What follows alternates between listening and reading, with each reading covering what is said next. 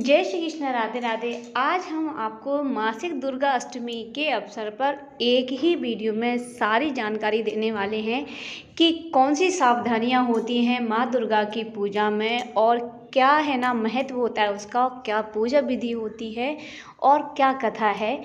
हम इन सब की जानकारी आज हम आपको एक ही वीडियो में देंगे, तो पूरा वीडियो सुनिए और देखिए।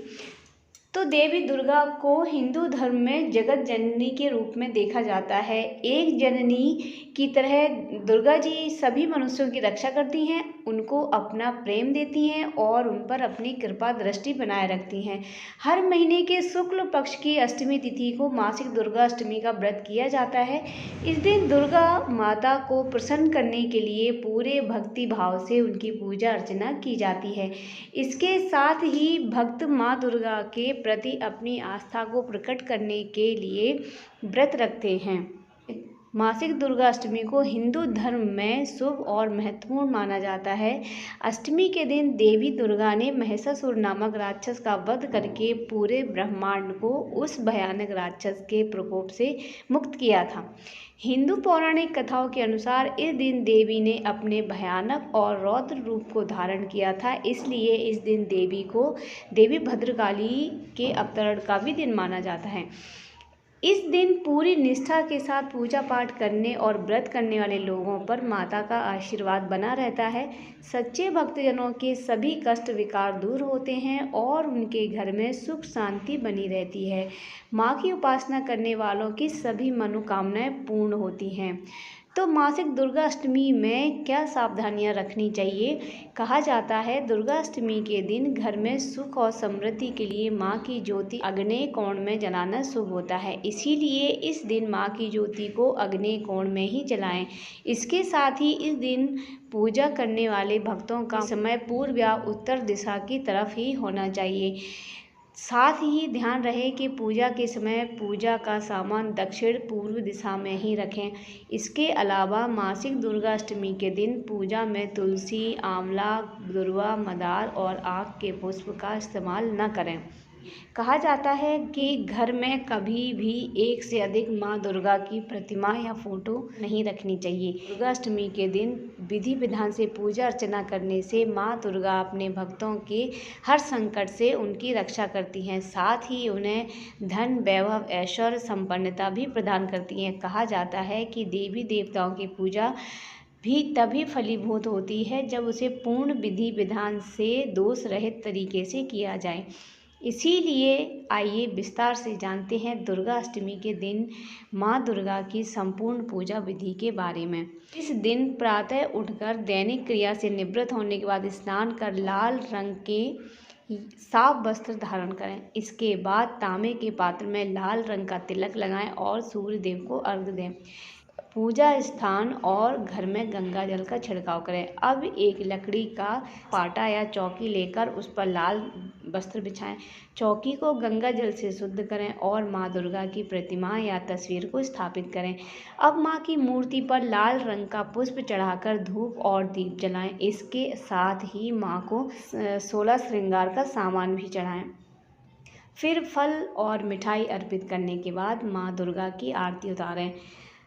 अब माँ दुर्गा की ज्योति जलाकर सूर्योदय या सूर्यास्त के समय दुर्गा सप्तशती का पाठ करें। इसके अलावा इस दिन दुर्गा चालीसा का पाठ करना भी बेहद शुभ माना जाता है, इसीलिए दुर्गा अष्टमी के दिन दुर्गा चालीसा का पाठ करें। ध्यान रहे माँ को चढ़ाए गए 16 श्रृंगार का सामान किसी सुहागन या नव दुर्गा के मंदिर में किसी को दान कर दें।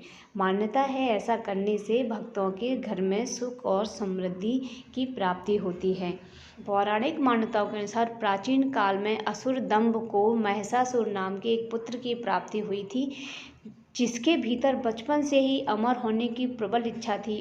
अपनी इसी इच्छा की पूर्ति के लिए उसने अमर होने का वरदान हासिल करने के लिए ब्रह्मा जी की घोर तपस्या आरंभ की। महिषासुर द्वारा की गई इस कठोर तपस्या से ब्रह्मा जी प्रसन्न हुए और उन्हें मनचाहा वरदान मांगने को कहा। ऐसे में महिषासुर, जो सिर्फ अमर होना चाहता था, उसने ब्रह्मा जी के वरदान मांगते हुए खुद को अमर करने के लिए बाध्य कर दिया।